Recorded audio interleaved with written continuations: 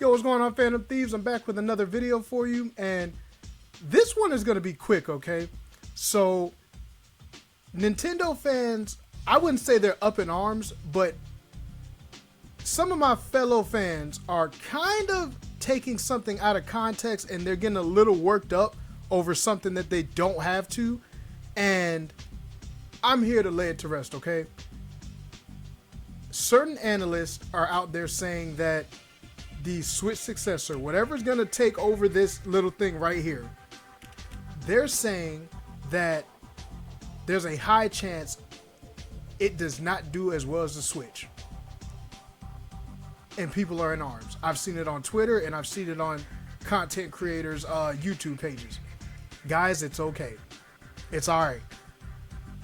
The Switch has sold 133 million copies of that machine. If the Switch successor doesn't sell as well, it's not a failure. It's kind of hard to replicate something when you have something so successful. The PlayStation 2, which is the best-selling console of all time, no other Sony system has outsold the PS2, yet we don't say that they're failures. They just couldn't replicate that kind of magic. And that's okay. It's okay.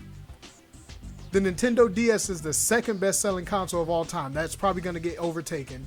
But the 3DS came out and it didn't sell as well. That doesn't mean that it's not good.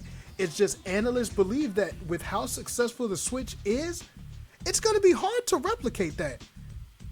And they probably have a point.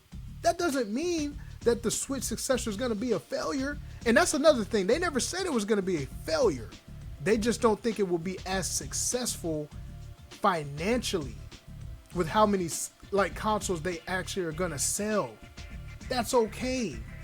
As long as when we get the Switch successor in our hands and we enjoy it, that's all that matters. That's all that matters. Nobody's saying that the PlayStation 5 is a failure. And I've heard some people say, why do they always got to pick on Nintendo? Guys, when something is this successful, you're going to get eyes on it. You don't think that when the PS2 finished up and the PlayStation 3 and 4 came out that people weren't saying, hey, they're not going to be as successful. The thing sold 155 plus million units. Yet the PlayStation fans are having fun. The Xbox fans are having fun. You know, outside of them console warriors. But the gamers that have these systems that play these, look at my little, let me see. Yeah, look at that. For the people that have the systems, we don't care if it sells as well. If it breaks records, that is awesome.